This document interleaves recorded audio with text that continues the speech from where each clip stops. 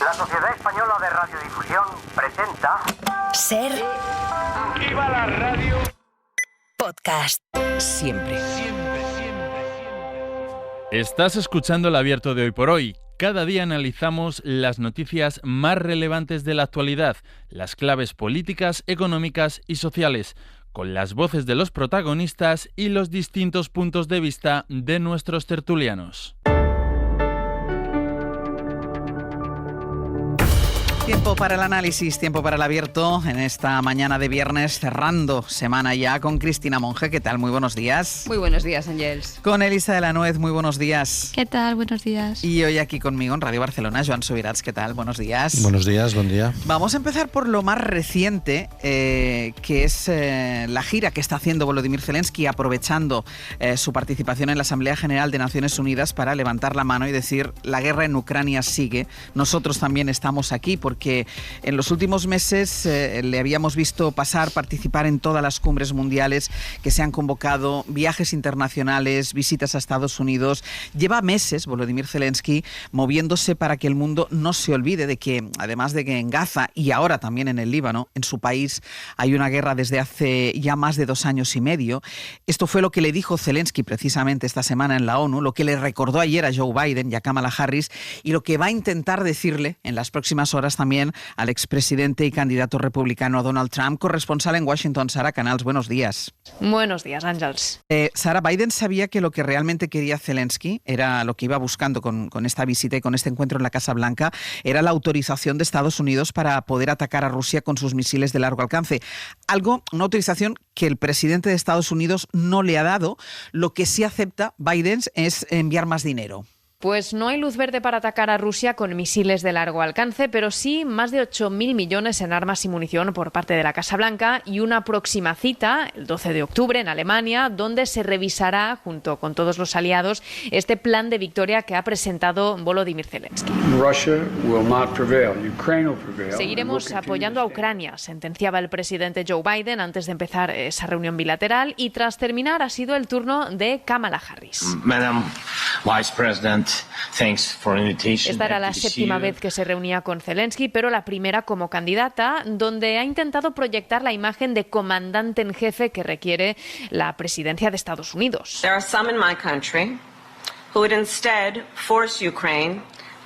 Algunos en nuestro país quieren que Ucrania ceda partes de su territorio, ha denunciado, aludiendo a Donald Trump. Son propuestas propias de Putin, no de paz, sino de rendición, sentenció Harris. Y es que precisamente ha habido muchas dudas sobre una posible reunión entre Trump y Zelensky. El expresidente la había confirmado, después anulado, y hace 2 días se dedicó a menospreciar al ucraniano en su último mitin. Biden and Kamala allowed this to happen by feeding Zelensky definiéndolo como el mejor comerciante del planeta, criticando las ayudas millonarias que recibe del gobierno de Biden, y le reprochó incluso no haberse sentado a pactar con Rusia, sugiriendo ser partidario de zanjar el conflicto cediéndole a Putin territorio ucraniano. Pero finalmente ayer el republicano confirmó que sí se van a reunir en la Torre Trump en Nueva York este viernes por la mañana. Sara, gracias. A vosotros. Yo casi quisiera abordar este tema, esta gira que está haciendo ahora Volodymyr Zelensky, esta llamada de atención hacia, no sé si el olvido o el abandono por parte de la comunidad internacional. Casi lo quisiera abordar desde un punto de vista que planteaba ayer Josep Ramoneda en esta misma tertulia, cuando decía que todo va tan rápido que en el momento en el que pasa una cosa hay como una efervescencia y como mucho movimiento de la comunidad internacional, también de la opinión pública, pero como quien realmente maneja las cosas es la comunidad o la llamada comunidad internacional. Hay un momento de efervescencia, pero que luego eso se va diluyendo, y si encima estalla otra guerra en otra parte del mundo, parece que como todas aquellas urgencias que se habían planteado en su momento por la guerra de Ucrania han pasado como a un segundo plano, y por eso Volodymyr Zelensky tiene que levantar la mano y decir: miren, perdonen, es que yo sigo aquí y sigo teniendo el mismo problema y la misma guerra en mi territorio que tenía antes. Cristina. La verdad es que es aterrador ver cómo un día temblamos, ¿no? Y nos estremecemos viendo imágenes, escuchando noticias de una guerra, y al día siguiente otro conflicto u otro acontecimiento tapa esa guerra y nos olvidamos de ella. ¿Quién se acuerda, por ejemplo, de la guerra que lleva librándose años en Sudán? O en tantos países que algunos incluso tendríamos dificultades para ubicar en el mapa. Porque fíjate que Zelensky ahora mismo levanta la mano y dice efectivamente, ojo, que esto sigue aquí y que esta guerra, ¿no? Continúa dejando una masacre de muertos y de devastación, pero lo hace dentro de digamos, de un contexto occidental, donde la guerra de Ucrania tiene un protagonismo, donde ahora todo el genocidio que se está cometiendo contra el pueblo palestino tiene otro, pero en un ámbito occidental. Pero más allá de Occidente, el mundo también existe, ¿no? Y hay cientos de conflictos de diferente intensidad que se siguen librando, que en un momento determinado quizás les prestamos atención, pero que luego hay otro que lo tapa.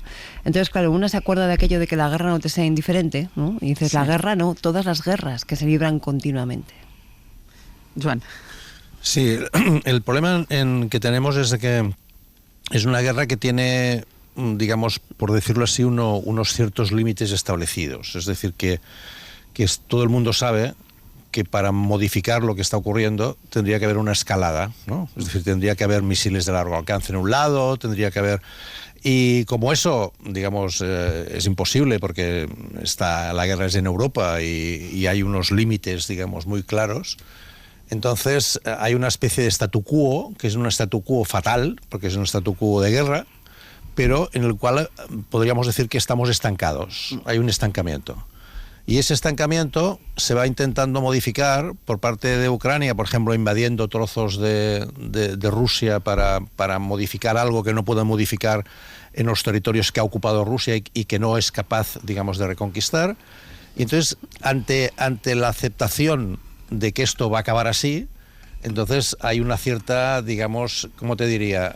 Una cierta voluntad de que esto no puede ser así. Entonces Zelensky está llevando hasta el límite esa posibilidad. Pero en realidad, al margen de las declaraciones, yo creo que estamos estancados. Sí, sí. Esta Claro. es la situación. Sí, y que difícilmente los aliados de Zelensky le van a dar un armamento para modificar esa situación, porque saben que por el otro lado la posibilidad, eso digamos, generaría una respuesta. Exacto. Entonces estamos en esta situación que es, yo creo que desde mi punto de vista, falta ver un poco las circunstancias, evidentemente, porque al final el sufrimiento de la gente sigue existiendo, siguen habiendo muertos cada día, siguen habiendo explosiones, etcétera, etcétera, pero al final yo creo que esto está abocado a un cierto reconocimiento de ese statu quo. Elisa. Sí, bueno, poco más que decir. Con respecto a lo primero, es evidente que tenemos un span de atención muy, muy corto, ¿no? Y eso, pero como seres humanos en general, porque tendemos a normalizar. Entonces, efectivamente, el impacto que tiene, por ejemplo, ¿no? La invasión rusa en febrero de hace más de 2 años, pues no es el que tenemos ahora, ni las escenas, ni siquiera, desgraciadamente, las de Gaza o del Líbano tienen el mismo impacto, porque de alguna forma los seres humanos estamos diseñados, nos guste o no nos guste, para irnos adaptando, ¿no? Y eso yo creo que es una primera consideración, que no es, digamos, un defecto, sino que funcionamos así, más luego toda la competencia, evidentemente, que hay por captar nuestra atención. También decía Cristina, claro, todas las guerras son iguales, pero evidentemente te afectan siempre más las que son más cercanas, y la guerra de Ucrania en ese sentido es una guerra que está quizá para nosotros no tan cerca, porque estamos en la otra punta de Europa, pero ciertamente para los países limítrofes es una guerra a la puerta de sus fronteras, ¿no? Y por tanto es lógico que tenga ese mayor impacto. Y con respecto a lo que decía Joan, yo también pienso que la situación de alguna forma está estancada, y que precisamente yo creo que ahora todo va en torno a intentar sentarse en una mesa de negociación con las mayores ventajas posibles de una y otra parte, lo cual no es fácil, porque obviamente una negociación, y más con un país como Rusia, exige que todo el mundo pueda salvar la cara. Eso es evidente, ¿no? Entonces, en ese entorno, esa llamada de atención de Zelensky, oiga, llevamos más de 2 años y medio en guerra y esta situación no parece que avance en una dirección u otra, es muy razonable. Y hay también un componente que también habéis apuntado, que es el componente de las elecciones en Estados Unidos. Evidentemente no va a ser lo mismo tener un presidente en Estados Unidos que otro. Por tanto, me parece perfectamente razonable que en este momento Zelensky esté intentando un poco, como decís, llamar esa atención y poner un poco las cartas encima de la mesa. Pero desde luego la salida no parece fácil. Las dudas aquí también se están planteando, yo diría, es decir, cómo sigue esto, ¿no? Claro, fíjate que, por ejemplo, fijémonos que uno de los comisarios de temas exteriores que ha decidido el nuevo Consejo Europeo es, si no recuerdo mal, un lituano, que, como decía ahora Elisa, esto sí que lo tienen cerca, digamos, ¿no? Por lo tanto, digamos, la posición de la Unión Europea en este tema va a ser, digamos, claramente de reacción va a mantener la reacción negativa ante esta situación. Pero luego, ¿qué ocurre? Imaginémonos que hay un proceso ya de alguna manera de búsqueda de una solución, digamos, de reconocimiento de lo que hay. Digamos, Ucrania va a entrar en la Unión Europea, pero va a entrar en la OTAN. Estas son también interrogantes, porque evidentemente a partir de ahora Ucrania y Rusia, que tenían unas conexiones, digamos, sentimentales, históricas, de todo tipo, esto va a quedar absolutamente cerrado. Pero entonces, ¿qué ocurre con el futuro de Ucrania en ese escenario internacional? Esa es otra de las cuestiones que me imagino que están encima de la mesa. Claro, por eso, aunque el conflicto esté cronificado, lo cierto es que sigue operando a niveles políticos muy importantes. Por ejemplo, si uno revisa la composición de la Comisión Europea, que se anunció la semana pasada, ve que está muy mediatizada por el hecho de tener que hacer frente a esa guerra y articular una política en torno a qué ocurre con todos esos territorios. Por lo tanto, la guerra de Ucrania en estos momentos está siendo determinante a la hora de ver cómo se concibe nada menos que la Comisión Europea. No solamente eso, sino que cuando se habla de cuál es la posición de Europa en el mundo, también está en estos momentos ese debate absolutamente mediatizado por qué está pasando en las relaciones entre Estados Unidos, China, Rusia y qué papel queremos jugar nosotros. Claro. Entonces, efectivamente, desde el punto de vista del conflicto, tenemos la sensación de que esto se ha quedado ahí cronificado, de que está ahí estancado, pero políticamente sigue operando en unos niveles muy importantes. Y es verdad que Zelensky llega a Estados Unidos a decir esto sigue existiendo, no se olviden de nosotros, pero curiosamente los europeos no sé si nos estamos dando por aludidos, ¿no? Bueno, yo creo que, como dice Cristina, efectivamente una cosa es la situación, digamos, militar y otra cosa es la situación política. Yo creo que el gran giro aquí es que evidentemente ya consideramos, por lo menos en Europa, que Ucrania es parte de la Unión Europea, ¿no? Y esto, como también decía Joan, es una quiebra, un cambio, ¿no? de lo que supone, digamos, la relación tradicional con Rusia, ¿no? Ucrania, digamos, es la madre, el círculo de donde luego surge la propia nación rusa, y eso ya está así. Yo creo que ese componente de que Ucrania forma parte de la Unión Europea, va a formar parte de la Unión Europea, está ya ahí, y bueno, luego quedan evidentemente todas las incógnitas, no solo militares, sino también, como decíais, la de la integración en la OTAN. Pero ese cambio se ha producido y yo creo que cualquier europeo, un europeo medio en este momento, sí considera a Ucrania como una parte más de la Unión Europea y no tanto quizá como se podía considerar hace unos años, bueno, pues un país más cercano a Rusia, ¿no? El papel de Europa en este caso y el cuestionamiento que se está haciendo a partir de la otra guerra, y ahora iremos ahí, el cuestionamiento que se está haciendo del propio funcionamiento de Naciones Unidas. Ya son muchos los líderes que hayan intervenido, entre ellos el presidente del gobierno, Pedro Sánchez, que pide que se cambie, el último ha sido Charles Michel, que se cambie de alguna manera el funcionamiento de ese Consejo de Seguridad de Naciones Unidas con ese derecho a voto que al final impide cualquier iniciativa que sea, aunque sea simplemente para preservar y para respetar los derechos humanos, porque hay unas leyes en la guerra también, y en las dos guerras, tanto en la de Ucrania como la que se está viviendo ahora, vemos cómo se están vulnerando. Hacemos una pausa y nos vamos a esa otra guerra.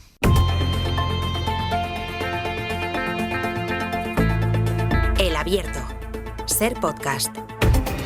En el Abierto, Joan Subirats, Cristina Monge y Elisa de la Nuez. Vamos a seguir pendientes hoy de la Asamblea General de Naciones Unidas, como lo hemos estado a lo largo de toda esta semana, por la comparecencia, la participación, la intervención de buena parte de los líderes mundiales. Pero hoy vamos a prestar especial atención porque el primer ministro israelí, Benjamin Netanyahu, tiene previsto comparecer en ese foro en medio de toda la presión internacional para que cese sus ataques sobre Gaza, evidentemente, pero ahora además sobre el Líbano. Lo pedía anoche aquí en la SER el alto representante de la diplomacia de la Unión Europea. Estados Unidos insiste en ese plan de tregua por 21 días. Pablo Morán, hola de nuevo. Hola de nuevo, Ángels. Pero a Netanyahu le da igual cualquier tipo de presión, venga de donde venga. Él de momento no cede y dice que ellos no van a parar hasta conseguir su objetivo, así que van a seguir, iba a decir, atacando a Hezbollah, pero claro, está atacando a un país que es Líbano, con los civiles de ese país incluidos. Es más, Ángels, dice que seguirán atacando con todas las fuerzas. Lo dejó claro Netanyahu en cuanto llegó a Nueva York, en cuanto pisó suelo para intervenir hoy en la Asamblea General de Naciones Unidas, pero ya de camino, mientras volaba, su oficina desmintió algunas informaciones que apuntaban a un posible acuerdo inminente con Israel a favor de ese alto el fuego. Netanyahu lo negó, aunque esta mañana se ha comprometido a mantener las discusiones con Estados Unidos en torno a esa propuesta, lo que no implica absolutamente ningún tipo de compromiso. Ni siquiera lo ven urgente, porque hablan de seguir discutiendo en los próximos días. Estados Unidos no tira la toalla, tampoco Francia. Israel cannot invade Lebanon today. Macron insiste en que Israel no puede invadir Líbano, cree que todavía hay margen para la negociación, que la decisión de Netanyahu no es definitiva, pero tanto él como sus ministros, como el ejército israelí, Ángels, parecen bastante convencidos. Pablo, y sobre el terreno, si hacemos balance de la semana, estamos hablando ya de más de 700 muertos. Y al menos 92 en los ataques de las últimas 24 horas. Uno de esos ataques volvió a alcanzar Beirut y fulminó, según el ejército israelí, al responsable de los drones con los que Hezbollah les ataca. Eso desde el aire. En tierra, el ejército israelí pues sigue amagando con esa posible invasión. Siguen llegando unidades a la frontera y hasta han hecho en las últimas horas algún tipo de maniobra bordeando el territorio libanés. Uno de los objetivos que se ha marcado el ejército es neutralizar las posibles entregas de armas de Irán a Hezbollah, así lo ha dicho explícitamente, y algunos de los bombardeos han alcanzado la frontera con Siria, donde ACNUR está viendo esto.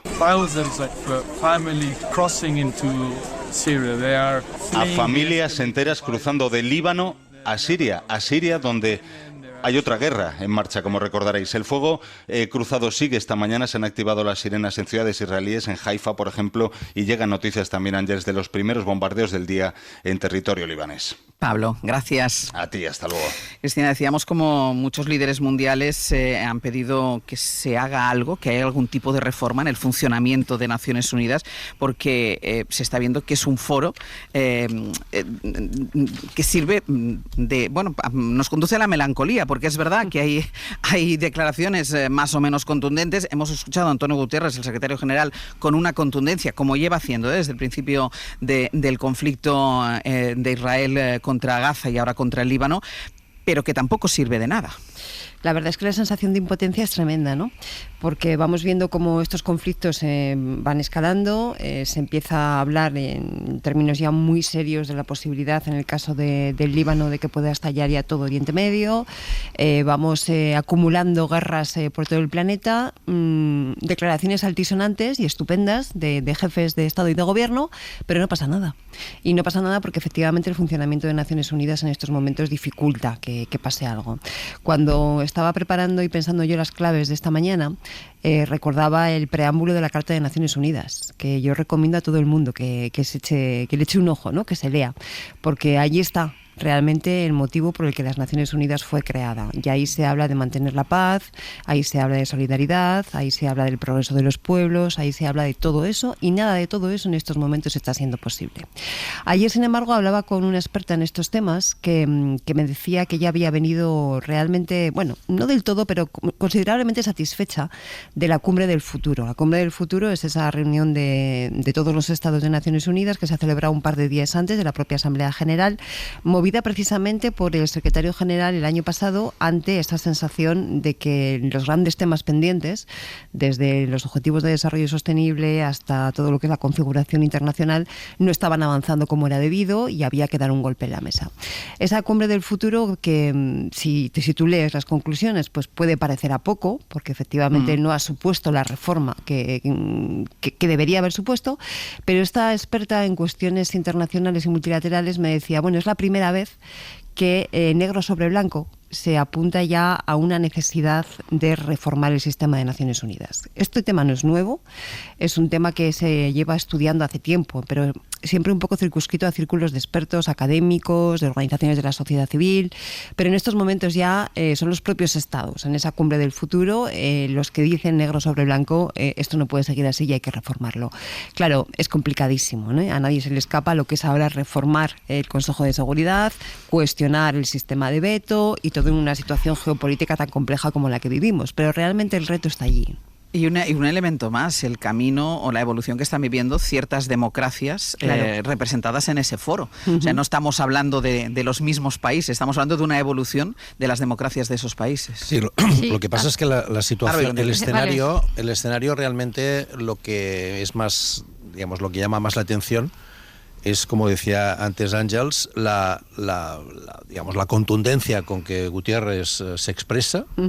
Y en cambio, digamos, las dificultades que luego esto tenga algún tipo de, digamos, de efecto, ¿no? Entonces, esa disonancia, que cada vez es mayor, digamos, obliga a pensar que o bien cesan a Gutiérrez, o bien, digamos... O sea, ¿a quién representa a Gutiérrez? Exacto, o bien hacen algo para que esto tenga algún sentido, ¿no? Esta es un poco la sensación que da, ¿no? Sí, yo quería añadir, en relación también con lo que ha dicho Cristina, que es interesantísimo, efectivamente, esta es la primera vez que esto sale de los círculos más o menos de expertos y especialistas para pasar al debate público. Y esto parece poco, pero es mucho, ¿no? Es decir, ahora estamos hablando aquí, en esta radio, de una reforma institucional de las Naciones Unidas que efectivamente está diseñada después de la Segunda Guerra Mundial, también ha recordado Cristina lo que dice la carta, pero es que han pasado 80 años, ¿no? Y por tanto esto hay que reformarlo, es muy complejo porque de nuevo hay que reformarlo de acuerdo con las reglas previstas para así hacerlo, pero yo no me parece que esto lo debamos despreciar, es decir, va a ser complejo, va a ser largo, el secretario general lo está impulsando de forma decidida y yo creo que cada vez más hay una conciencia, ya no en los estados, sino en la propia opinión pública, de que efectivamente es una institución que hay que reformar para que, digamos, atienda las necesidades que tenemos ahora, y eso, bueno, pues llevará su tiempo y será complejo, pero todo empieza siempre, yo siempre digo, las cosas grandes empiezan por las pequeñas, y lo primero es tener este debate en público,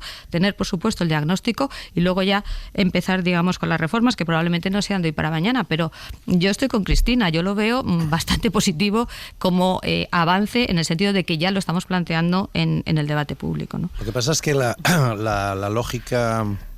O sea, sí, yo no quiero ser pesimista, pero te ha tocado el papel. La sensación que tengo es de esto que va a ser muy complicado. Eso, es decir, sin duda. hace ya muchos años un economista muy famoso por este tema, precisamente Dani Rodrik, hablaba del trilema, ¿no? ¿Os acordáis? Que decía, no es posible al mismo tiempo tener soberanía nacional, democracia y globalización, ¿no? Y entonces lo que estamos viendo es que la parte de democracia está, digamos, erosionándose cada vez más, ¿no? Y ahí es donde, digamos, depende de cómo vayan las elecciones en Estados Unidos, de cómo, exacta, pero realmente depende de cómo vaya. Digamos, o son la mayoría de países más débiles del mundo los que presionan, entonces aquí la dificultad será si China, Estados Unidos, etcétera, aceptan esto, porque si no, realmente, o sea, es un poco wishful thinking, ¿no? Lo que nos gustaría que pasara es esto, ¿no? Pero yo lo veo difícil, ¿eh? Sí, yo coincido con esas dificultades absolutamente. Pero fijaros qué curioso, porque estos debates a mí me recuerdan a cada año cuando volvemos de la COP, de la Cumbre del Clima, surgen debates parecidos a este, ¿no? Sí. Siempre hay quien dice, bueno, es que no se podía llegar a más, ¿no? Y hay otros muchos que dicen, bueno, pero es que con esto solamente no vamos a ningún lado, que los avances son muy pocos. Y las dos cosas son ciertas, yo creo. Sí, el vaso medio lleno, medio vacío. Claro, sí, pero mira, yo ya suelo decir, a mí lo que me interesa sobre todo es saber si el vaso se está llenando o se está vaciando, ¿no? Y en el sentido de decir, bueno, es una visión, digamos, posibilista si se quiere, poco ambiciosa si se quiere, pero que de momento no tenemos otra alternativa a la gobernanza global. Exacto. Entonces, pues más valdrá que tengamos esto mejorado a que no tengamos nada. En el caso de del clima, por ejemplo, la gobernanza del clima, que es muy compleja, que es, bueno, es una red de redes continua, pues efectivamente no es todo lo eficaz que debería, ni todo lo eficiente, ni todo lo que se necesita, pero es lo que hay y más valdrá que sigamos empujando por eso y mejorándolo, ¿no? Entonces, yo creo que no es cuestión de optimismo ni de pesimismo, sino de decir, bueno, a día de hoy el escenario es este, vamos a ver cómo se puede mejorar. Elisa, y cierro contigo. No, nada, simplemente pensar que la alternativa sería no tener este foro y estas instituciones, entonces obviamente estaríamos mucho peor, por tanto, totalmente de acuerdo con lo que dice Cristina.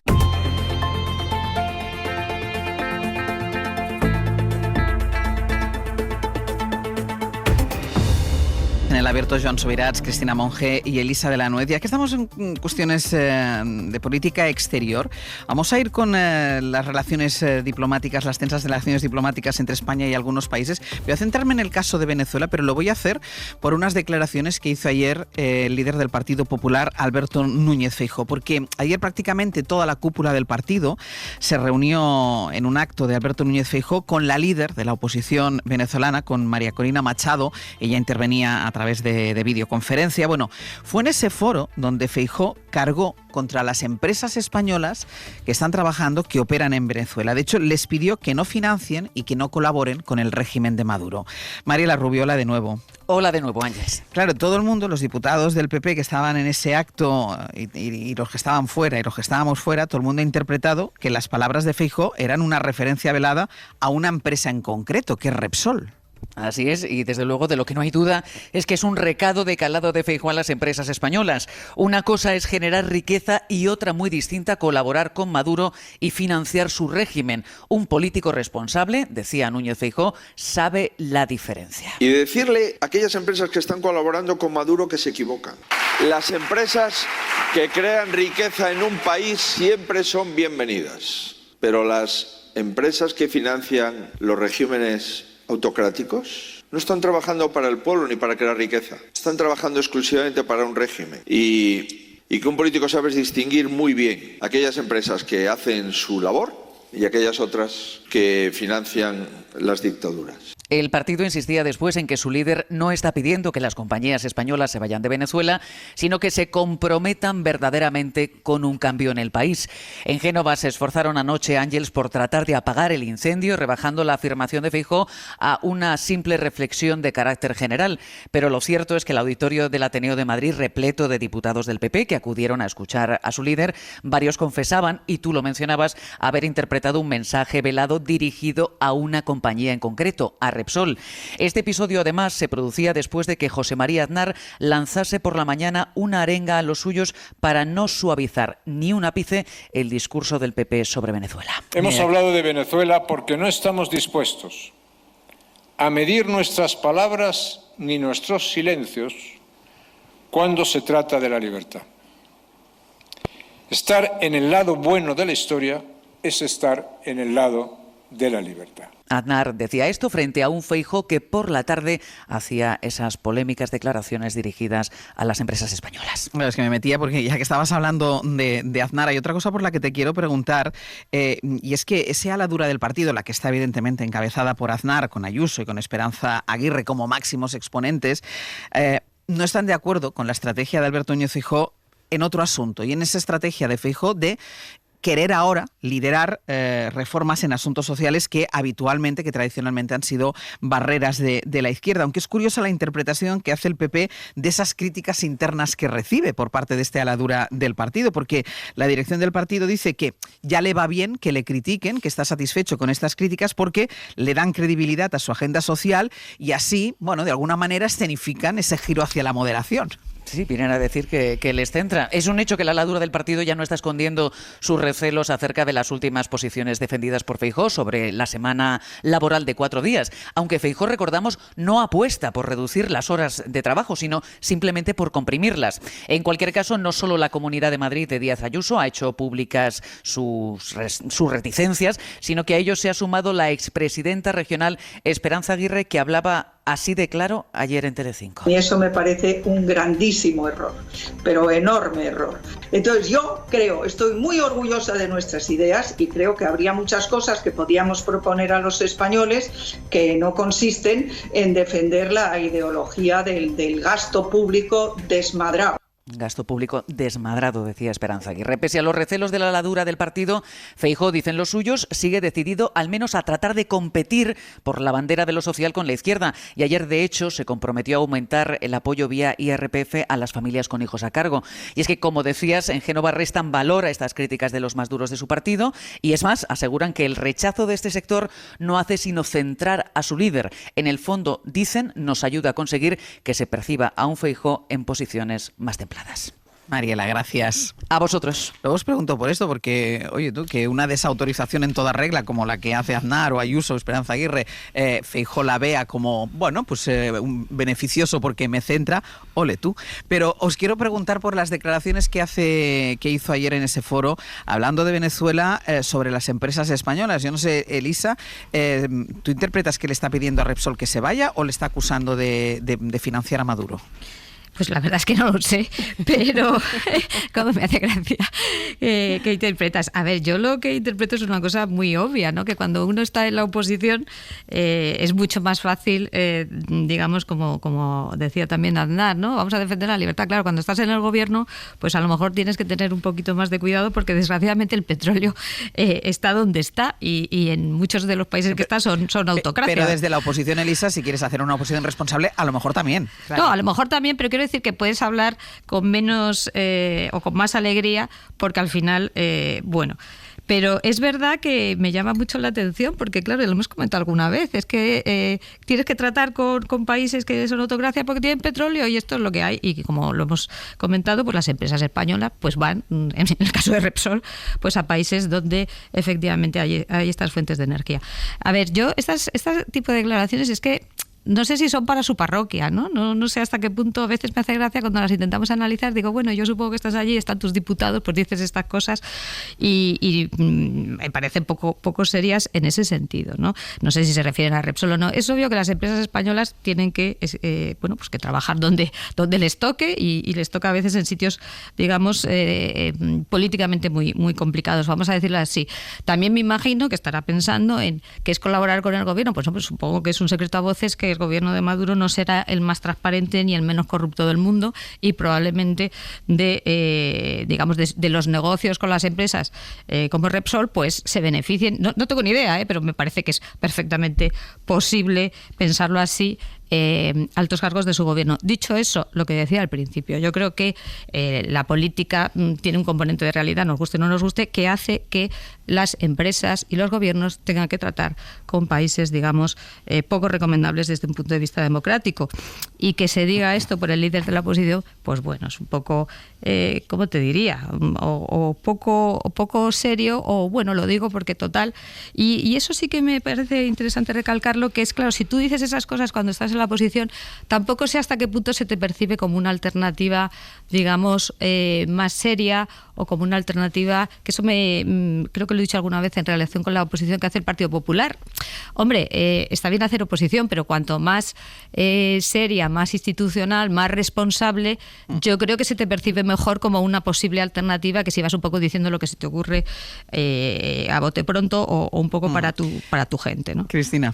El caso es que yo creo que si el mensaje era para su parroquia intuyo que no acabo de entenderlo muy bien, ¿no? No, eso parece. O mejor dicho, intuyo que tampoco estaba muy entusiasmada con la idea, ¿no?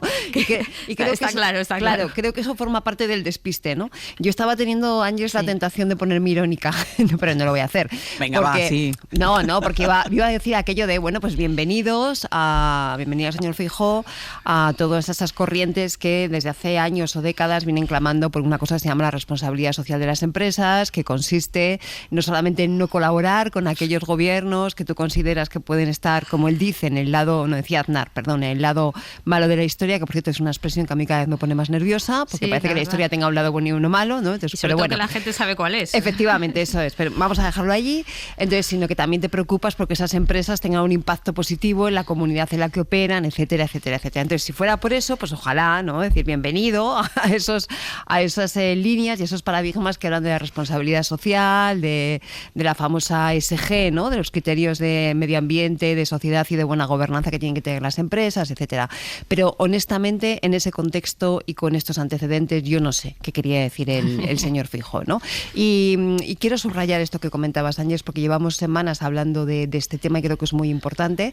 En el caso de Venezuela, desde hace ya meses, no sé si años, es un ejemplo paradigmático de cómo las democracias necesitan oposiciones responsables, oposiciones que cumplan con su función de criticar al gobierno, de fiscalizarlo, de pedirle transparencia, de estar encima, pero yendo al detalle de las cosas, metiéndote en el contenido de las leyes o, en este caso, de los gestos políticos, diplomáticos, etcétera. No con una oposición de trazo grueso que da una patada para arriba en términos futbolísticos y hace una desconsideración de todo, porque eso no es hacer oposición. Necesitamos una oposición que vaya efectivamente al detalle, a la concreción de los contenidos.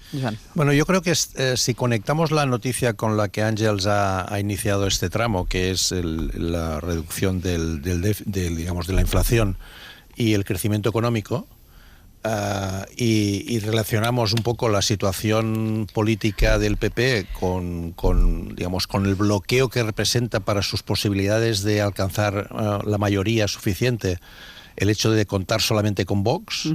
Ahí tenemos un conjunto de elementos que hacen que, por un lado, tú tengas que buscar en la política internacional algo a lo que agarrarte para poder seguir manteniendo la crítica al gobierno, aparte de los temas que tengan que ver, digamos, con los temas de financiación, la amnistía, los temas vinculados a Cataluña, que es lo que está pasando, porque te queda poco espacio en el ámbito más típico de la oposición, que es denunciar la mala gestión del gobierno en los temas que afectan a la gente. Entonces, por un lado, es razonable digamos, que Feijóo empiece a hablar de temas de política social y temas materiales, porque esto le permite conectar, digamos, con otros sectores, pero al mismo tiempo, en su partido, el ala más, digamos, mileísta, pues, si lo miramos así desde el punto de vista de esta especie de himno a la libertad que decía Aznar, que nos recuerda mucho eso de viva la libertad carajo, sí, ¿no? de Milei. Pues entonces a ese sector esto le molesta especialmente porque,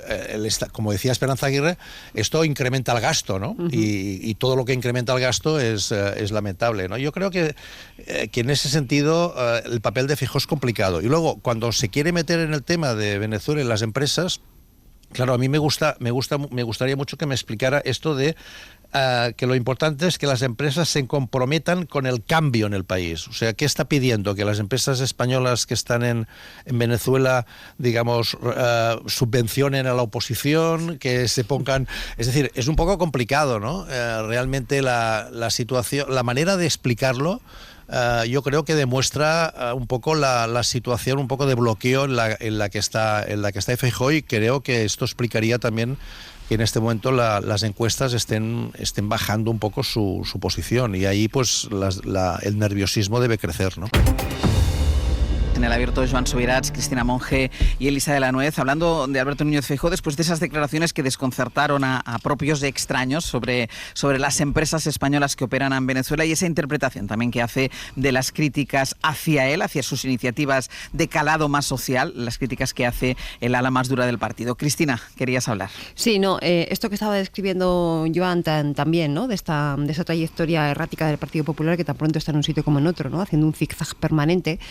Yo creo que la llevamos viendo por lo menos desde que Feijóo se hizo cargo del Partido Popular, ¿no? Un Feijóo que se suponía que llegaba a la política a nivel nacional para presentar una opción más moderada, más tendente al acuerdo, etcétera, etcétera, y que tan pronto vemos que intentaba ir para allí, como que de repente se iba al otro lado, ¿no? Y se iba a posiciones pues absolutamente, radicalmente diferentes. Y es que efectivamente yo creo que en estos momentos todo el ecosistema conservador, y cuando digo el ecosistema no me refiero solamente al Partido Popular y sus diferentes tendencias o alas, me refiero también a todo el ámbito, por ejemplo, mediático, social, de organizaciones más o menos de la sociedad civil que pueden estar en ese prisma conservador. Yo creo que refleja esto, refleja algunos pues con opciones más, digamos, tendentes al centro, pero una parte muy importante en posiciones tiradas al monte, si se me permite la expresión. Y en ese sentido, cada vez que el dirigente popular, los dirigentes populares han intentado hacer algún gesto, aunque sea tímido, de mostrar una posición un poco más centrista o un poco más tendente al acuerdo, inmediatamente todo ese ecosistema ha reaccionado. Por lo tanto, lo tienen difícil, porque o tienen una posición de liderazgo que les permite hacer ese giro sin necesidad de estar mirando a los lados a ver qué les dicen los suyos, o va a ser muy complicado, porque además en esta espiral de hipérbole continua en la que se ha entrado, el liderazgo que tiene en estos momentos Feijóo, yo no sé si es capaz de poder parar la bola de nieve aunque lo quisiera. Es decir, tú echas a andar una mecánica de cada vez una hipérboles mayor, de cada vez un descalificativo mayor, y llega un momento en que tu parroquia ya está con eso. Entonces, aunque tú quieras pararlo, ya no vas a poder echar atrás, ¿no? Y creo que eso refleja un poco el momento en que se está viviendo. Sí, ¿puedo añadir algo, Ángel? Sí, que como no por te favor. tengo, no te tengo aquí, no puedo sacar el boli como cuando estás aquí. No, yo, de hecho, estábamos hablando Cristina y yo sobre la publicidad, efectivamente. Yo creo que el tema de la oposición de Feijóo es básicamente que no sabe o que va dando bandazos, ¿no? Y comentábamos también que lo fácil sería, porque realmente sí hay temas para hacer oposición, hay temas bastante importantes, me parece a mí, ¿no? Pues comentábamos, por ejemplo, el tema del plan de regeneración, pero comentábamos también, evidentemente, el tema del concierto catalán. Es decir, tú puedes coger 3 o 4 temas importantes, pero claro, te lo tienes que estudiar, en primer lugar, comentábamos eso, es decir, tienes que tener una coherencia en tu discurso y, digamos, tienes que ser serio, vamos a decirlo así, ¿no? O sea, que no me parecería tan complicado, visto aquí desde fuera, hacer una oposición un poco seria y un poco institucional, no disparar a todo, no este despiste, por la mañana digo una cosa, por la tarde digo otro, y también poner un poco de orden en tu partido. Iba a decir, y ejercer el liderazgo del partido. Exacto.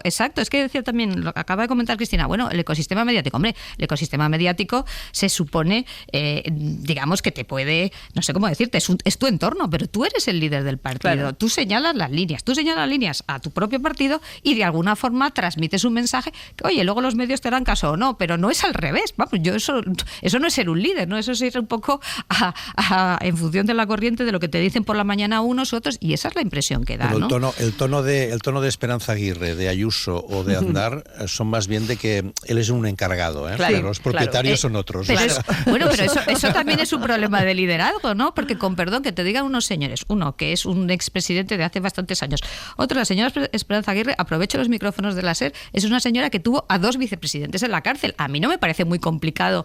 Oiga, vamos a ver, poner un poquito de orden. Y efectivamente el caso de Ayuso es un poco diferente porque es la presidenta de la Comunidad de Madrid y, digamos, tiene mucho peso territorial. Pero en los otros 2 casos a mí no me parecería tan complicado poner un poquito de orden, vaya. Debería. Déjame que vaya a otra cuestión que es polémica, sobre la que también hace oposición el Partido Popular a su manera, pero que es el tema de la negociación de los presupuestos. Muy complicado lo tiene el Gobierno para poder sacarlos adelante. Dice que está habiendo un cierto acercamiento con Junts. Recuerden que se aplazó la votación que se tenía que hacer el jueves de ese primer paso, de ese primer trámite, que es la senda de déficit, porque no tenía los apoyos el Gobierno. Dicen que hay un cierto acercamiento con Junts para conseguir el apoyo de todos los que forman el bloque de la investidura, pero primero tendrá que sortear, y esto no es menor, las disputas internas que tienen entre ellos los propios partidos independentistas catalanes. Josué Coello, hola de nuevo. ¿Qué tal, Ángel? Buenos días de nuevo. Porque ayer se vio un chonque importante entre los portavoces de Junts y de Esquerra, porque los de Puigdemont no se fían del acuerdo entre el PSC y Esquerra para dotar a Cataluña de la financiación singular, y la ministra de Hacienda tuvo que surfear las aguas de la bronca que tenían ellos dos. ¿Qué estrategia va a seguir el Gobierno ahora?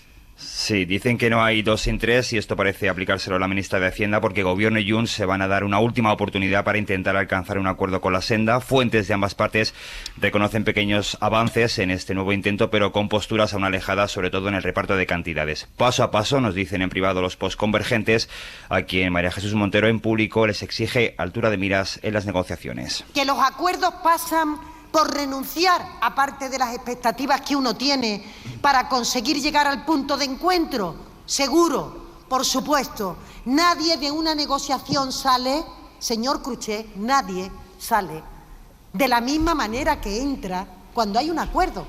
Nadie. Y sí, como decías, Ángels, la ministra de Hacienda tiene que surfear en las aguas revueltas de Esquerra y Junts. La tabla de surf va a tener que ser de mucha calidad porque lo de los independentistas más bien parece un maremoto. En el Gobierno reconocen que no ayuda el tono cada vez más duro entre quienes un día fueron socios y hoy son rivales que no miden críticas mutuas. Ayer lo vimos en el Congreso con cruces dialècticos como este de Gabriel Rufián y Josep María Cruzet.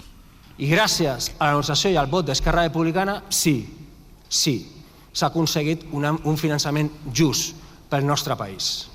I li torno a demanar, respectin a Esquerra Republicana i deixin de comportar-se com els amos de la finca, perquè Catalunya no és la seva finca i nosaltres no som els seus masovers. I aquesta por també explica el to xulesc i de barra de bar que sovint algunes intervencions es fan aquí en els darrers dies per temor de tapar el seu ridícul.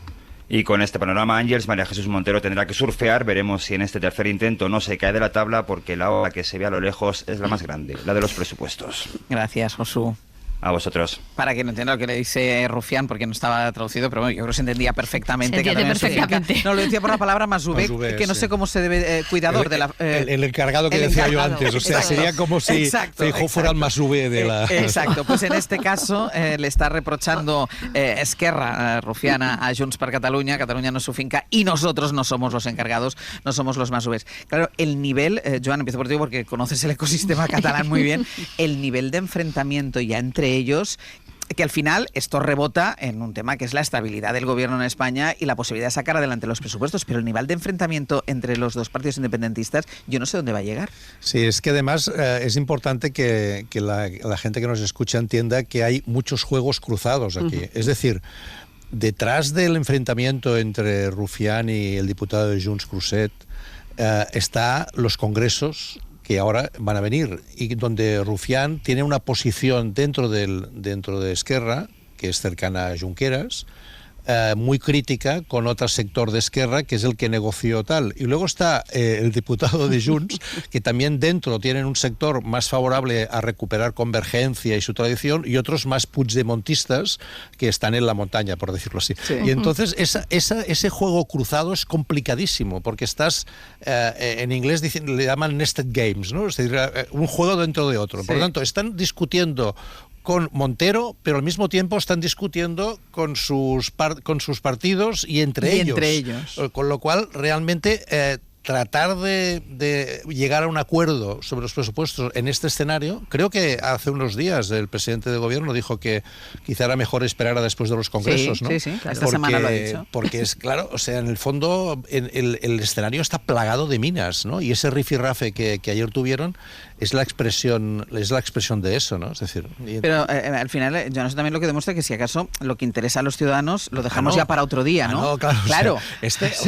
Primero nos matamos entre nosotros por dentro, luego nos matamos entre nosotros los independentistas y luego ya si acaso pensamos en que a lo mejor el presupuesto estaría bien. Que a lo mejor el presupuesto estaría bien, ¿no? Sí, realmente es utilizar los elementos materiales, digamos, del presupuesto y lo que significa un presupuesto desde el punto de vista de financiación, de recursos, etcétera, utilizarlo solamente desde el punto de vista del conflicto político, ¿no? Es decir, en el fondo, lo que es materialmente importante es una excusa solamente para erosionar la credibilidad de los otros, ¿no? Que esto atañe a todas las fuerzas políticas, ¿eh? Cuando se utiliza el presupuesto como elemento de batalla política y de batalla ideológica en muchos casos, de batalla partidista, sin tener en cuenta lo que suponen los presupuestos, que es lo que contemplan, que al final son recursos para poder hacer cosas y para mejorar la vida de la gente. Para financiar las políticas públicas que son necesarias para transformar el país, ¿no? Cristina. Y muy de acuerdo, pero y eso no lleva a tener que votar obligatoriamente que sí a un presupuesto. No. Pero sí que obliga a fajarte en la negociación de enmiendas, en las propuestas, en intentar buscar partidas que sean más coherentes para lo que tú ideológicamente, desde tu posición ideológica o desde tu proyección territorial, consideres que es clave, es decir, en pelear por aquello que tú piensas que tiene que ser prioritario, porque un presupuesto es la plasmación más práctica de un ideario político y de un programa político, y ahí es donde se ve cuáles son las prioridades y cuáles no. Por lo tanto, una obligación presupuestaria que responda a los criterios de representación democrática debería ser eso, un continua negociación, un tira y afloja para ver cómo meto yo aquello que considero que es prioritario, independientemente de que luego pueda votar a favor o en contra, ¿no? Pero el escenario que jugamos en estos momentos es el que se estaba describiendo. Yo creo que esto lleva siendo así hace tiempo ya, pero hay un punto de inflexión que es el adelanto de la convocatoria electoral en Cataluña, porque previo a ese adelanto el equilibrio del gobierno y sus apoyos parlamentarios era precario, pero era equilibrio. En el momento en que se adelantan las elecciones en Cataluña, cualquier resultado que hubiera, con la consiguiente formación de gobierno después, iba a alterar ese equilibrio. E incluso un resultado que podía ser previsible, como el que finalmente ha sido, sabíamos que iba a alterar ese equilibrio. De forma que ahora mismo la necesidad que tiene el gobierno de apoyos parlamentarios continuamente, se muestra todavía más difícil de lo que venía siendo hasta ahora. Por lo menos, y esto yo creo que va a ser así, por lo menos hasta noviembre, que es el momento en el que efectivamente se celebran esos congresos. Pero nada garantiza que después esto cambie, sino que quizá incluso se pueda recrudecer, ¿no? Pero sí que es verdad que tenemos ahí un antes y un después de noviembre. Hasta ese momento, ¿qué va a pasar? Pues yo creo que lo hemos visto muy claro esta semana con el debate en torno a la senda de déficit. El Gobierno le llevaba a votación ayer jueves, finalmente lo retira porque dice que quiere retomar la negociación con Junts, y en ese momento Rufián, por parte de Esquerra Republicana, dice, que se reabre la negociación con Junts, pues se reabre también. Con todos, claro, yo también, efectivamente. Sí. Entonces ahí se ve ese fuego cruzado en el que está ahora mismo, en este caso, la vicepresidenta Montero, pero bueno, el Gobierno en su conjunto, en el que va a ser muy difícil que eso se pueda articular. Sí, yo quería añadir que yo ya me alegro de que, digamos, se estén negociando los presupuestos, porque es que hasta hace relativamente poco se hablaba con cierta alegría de que, bueno, si no se aprueban los presupuestos no pasa nada. Hombre, sí pasa, ¿no? Y en ese sentido, pues yo he recordado también un poco en las redes, oiga, es que hay una obligación de presentar los presupuestos. Esto no es una cosa que voluntariamente yo la hago o no, según me venga bien. Yo creo que eso ya es un paso adelante, porque es importante. Es cierto que esto también, dice Cristina, viene de lejos, las negociaciones presupuestarias, claro, cuando no tienes una mayoría estable, evidentemente son mucho más complicadas, pero claro, lo que no puedes renunciar es a presentar unos presupuestos y decir que ya tiras hasta el final de la legislatura. Eso no puede ser, ¿no? Entonces, por ese lado, bueno, hemos avanzado. En el otro lado, ya lo habéis indicado, evidentemente, cuando tienes una mayoría tan precaria, porque estamos hablando de eso, y tus socios además son tan poco fiables, que son los partidos independentistas, con especial mención a Junts, pues te vas a encontrar en esta situación. Eso es un poco digamos, una consecuencia de los apoyos que has tenido para la investidura, y que, insisto en esta idea, y que nunca te han dado una estabilidad para toda la legislatura, porque en ese sentido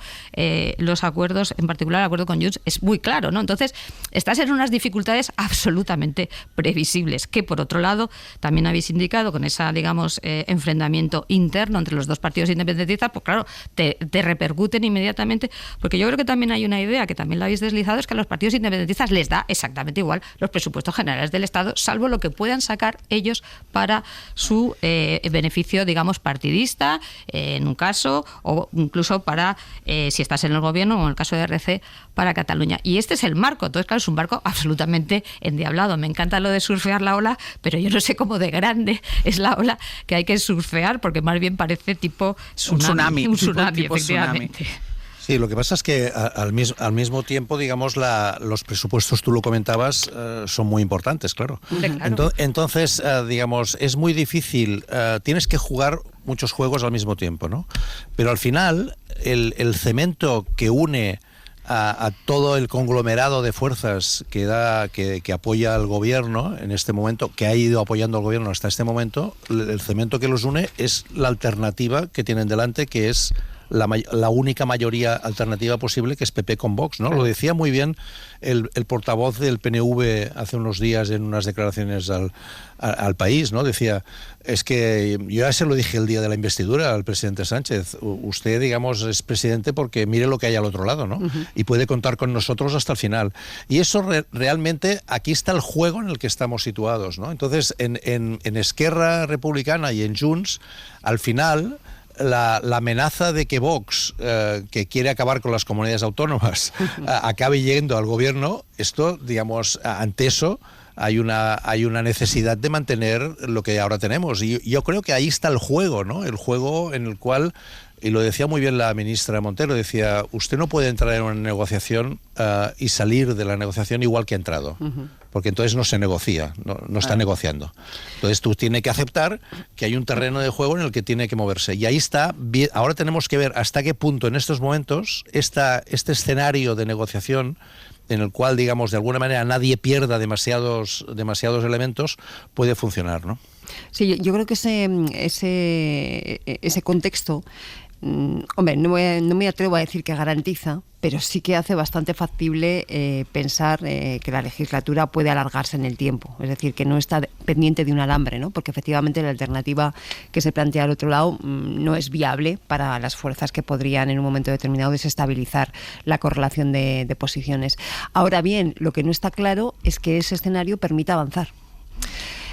permite avanzar en presupuestos, permite avanzar en políticas. Son coaliciones negativas. Claro, es decir, eso es. Claro, es Eso decir, es. vale, muy bien. Pero entonces, ¿cuál es la política conjunta, la estrategia conjunta que tiene el gobierno y sus socios? Porque si la estrategia es porque lo otro es peor y la alternativa es peor, pues claro, ahí, digamos, como fundamento de políticas públicas o de proyectos estratégicos, pues es un poco complicado. débil. Es débil. Pero al mismo tiempo también es verdad que lo que llevamos de legislatura no es la primera vez que se plantea una posición tan complicada como esta, y tampoco sería la primera vez que vemos cómo el gobierno finalmente consigue armar mayorías. Lo surfea, como el gobierno Exacto. finalmente lo surfea.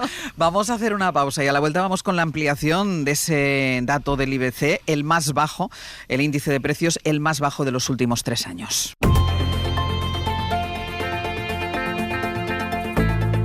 El Abierto. Ser podcast. En el Abierto, Joan Subirats, Cristina Monge y Elisa de la Nuez. 2 asuntos para ir terminando. El primero, una ampliación que yo creo que es necesaria por ese buen dato de inflación que hemos conocido a las 9 de la mañana, 8 décimas menos. Decía Jordi Fàbrega, hola de nuevo, el dato más bajo de los últimos 3 años. Sí, desde marzo de 2021 no teníamos la inflación en estos niveles. Está en septiembre, según el dato que ha publicado esta mañana el INE, en el 1,5%. Es un muy buen dato, porque hay que recordar que antes del verano, en junio, estábamos en el 3,4, así que la bajada durante estos meses ha sido muy notable. ¿Por qué ha bajado tanto la inflación? Pues el elemento más importante son los carburantes. La gasolina y el gasóleo este verano no han subido como sí pasó el año pasado, y esto es lo que más ha influido en esta bajada de la inflación, aunque también hay algunos otros elementos, entre ellos el precio de los alimentos, que aunque lleva unos meses bajando, lo hace poco a poco y eso ha continuado en septiembre. También la luz está más barata y esto se suma, dice el INE, que los precios del ocio y de la cultura en septiembre han bajado mucho más de lo que suele ser habitual. Esta buena noticia en España se completa también con datos que nos están llegando de otros países y que nos dicen lo mismo, que en septiembre la inflación está bajando con más fuerza, más de lo que se esperaba. Por ejemplo, en Francia ha bajado hasta el 1,2, que también es su nivel más bajo en estos 3 años y medio. Hay que remontarse, por tanto, a principios de 2021 para encontrar datos parecidos a los que tenemos hoy sobre la mesa. Y recordemos que este control de los precios va estrechamente ligado a la bajada de los tipos de interés y eso repercute directamente en nuestras hipotecas. Pero, por cierto, Jordi, hablabas tú del precio de los alimentos. El martes vuelve a subir el IVA de alimentos básicos. Sí, hay que recordar que la bajada del IVA de los alimentos básicos se aplicó cuando empezó este episodio de inflación y que el gobierno anunció que iba a ir retirando progresivamente estas medidas de apoyo a las familias para que pudieran mantener el poder adquisitivo y amortiguar esta subida de los precios. Y lo que va a pasar el próximo 1 de octubre, el próximo martes, es que sube un poco el IVA de los alimentos básicos. Todos aquellos productos que tenían ahora mismo el IVA al 0%, estamos hablando de la leche, de los huevos, del queso, de las verduras, los cereales, la harina, el pan, también el aceite de oliva, van a ver incrementado el IVA hasta el 2% ahora, a partir de octubre. Y las pastas y el resto de aceites, que también se había reducido el IVA al 5%, también sube un poco hasta el 7,5%. Esta es una primera fase de subida, habrá otra el 1 de enero del año que viene, en el que los tipos de IVA van a volver a los niveles que tenían antes de esta crisis de precios. Gracias, Jordi. Hasta luego. Pues buen dato de inflación, insisto, es un dato que va muy ligado a las bajadas de tipos. Ya hemos visto cómo bajó medio punto la Reserva Federal hace nada y cómo esto va directamente ligado a nuestras hipotecas, que también va bajando el Euribor y evidentemente se modera el precio de nuestras hipotecas. Ya saben que esta temporada terminamos los viernes, el Abierto, haciendo un repaso a cosas que nos han llamado la atención y que se han publicado a lo largo de la semana, y para ello está con nosotros Idafe Martín. Idafe, buenos días. Buenos días, Ángeles. ¿Qué tal? Oye, miraba para atrás, claro, yo ayer cuando hablé contigo pensé, esto pasó el lunes, claro, es que es solo del lunes esto. El lunes, es del lunes, el lunes se filtraron los audios y también algo de imagen de esa declaración que el juez Peinado quiso hacer en Moncloa, quiso tomar en Moncloa al presidente del gobierno. Unos audios que no iban a ningún sitio, que no decían nada que no supiéramos, pero que en cambio, Idafe, ocuparon muchas portadas. Sí, yo creo que es la gran noticia del inicio de la semana, es que el presidente Sánchez tiene una esposa, está casado, porque no lo sabíamos. No, en serio. El juez Peinado quiso ir a Moncloa porque si el presidente tenía derecho a declarar por escrito por su cargo y tenía derecho a no declarar porque es un caso sobre un pariente directo, su esposa. Sí. Pero aún así el juez quiso, no sé, la prueba. Entonces fue a Moncloa, llevó audios, cámaras, a los de Vox, compañía, a las partes en el juicio. Y hay un audio de minuto 40 y algo, minuto 50, en el que le pregunta al presidente si la señora Begoña Gómez tiene parentesco con él, y él dice, es mi esposa. Que claro, usted conoce a la señora Begoña Gómez, es mi esposa, ¿qué va a decir?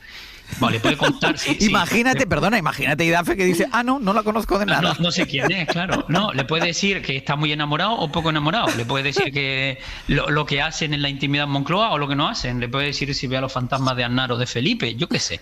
Pero le dice, es mi esposa, y se queda ahí parado. Y el juez dice, ok, claro, ¿pero qué quiere que le diga a usted, señor? Y bueno, ya tenemos un audio, luego el audio se filtra. Cuando se filtra el audio, que para eso fue imagino que para eso fue el señor a la Moncloa, cuando se filtra el audio, ¿qué hacen los medios? Pues esperando el audio. Y cuando, claro, esperas algo, tú tienes que sacar de ahí una página, la portada del periódico al día siguiente, y de repente titulas, como El Mundo, es mi esposa. Sí, fue el titular, Claro, Pedro Sánchez, es mi esposa.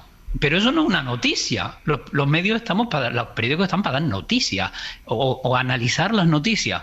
Pero eso no es una noticia así que el presidente tiene esposa, lo sabe todo el país. Llevamos 3 meses hablando de la esposa del presidente. Yo me quedé totalmente loco. Digo, pero ¿cómo puedes titular con es mi esposa? Bueno, a lo mejor tuvo que titular por ahí, Dafe, porque no daba para más de sí esa declaración. Porque no tenían nada más, pero por eso lleva la idea de que en realidad la noticia no es lo que el presidente tuviera que decirle al juez o no tuviera que decirle al juez, sino la noticia es que tenemos un audio de un presidente hablando delante de un juez. Es básicamente esa la noticia, no lo que tuviera que decirle o no decirle el presidente, pero es casi una cosa paródica, es casi el Mundo Today, ver una portada del Mundo diciendo es mi esposa. Bueno, y todavía quien replicó el audio, quien pudo hacer este titular, pero claro, es que la imagen ni siquiera era buena, porque otro de los argumentos que se decía del por qué el juez Peinado había ido hasta Moncloa era por ver esa imagen del presidente del gobierno declarando ante el juez, como sentado en un banquillo, aunque fuera en un despacho de Moncloa, pero es que la imagen, Idafe, tampoco es buena. No, porque es una imagen que además viene con una marca de agua, que claro, los periódicos online pueden poner y las radios pueden usar el audio y no pasa nada, porque nadie se da cuenta, pero las teles tienen una marca de agua que no pueden poner la imagen, sino una cosa ahí como una imagen fija, como una foto, entonces tienen que poner ahí imágenes de archivo. Entonces sale el presidente diciendo, es mi esposa, repetido, y paseando con su esposa en otro sitio, en otro día, en otro acontecimiento, con una foto fija del presidente sentado en un despacho y solo se le ve a él. Y claro, las televisiones, yo imagino, es una pena, porque si tú tienes un matinal y podías tener el presidente sentado como si fuera en un banquillo, y de repente lo tienes paseando por la Alhambra en la cumbre europea con su esposa, pues claro, no te vale, no es. Y recordar que el juez Peinado había dicho que de los silencios del presidente del gobierno se podían extraer algunas conclusiones. Yo no sé qué conclusiones extrajo él, porque los silencios eran para escuchar la pregunta. Que está casado, es verdad. La conclusión es esa. Que a lo mejor Pedro Sánchez está casado. Puede ser que sea cierto que es la primera vez que el presidente dice en público, es mi esposa. Bueno, habría que buscar la hemeroteca o la fonoteca. Tendremos que buscarlo. Idafe, muchísimas gracias.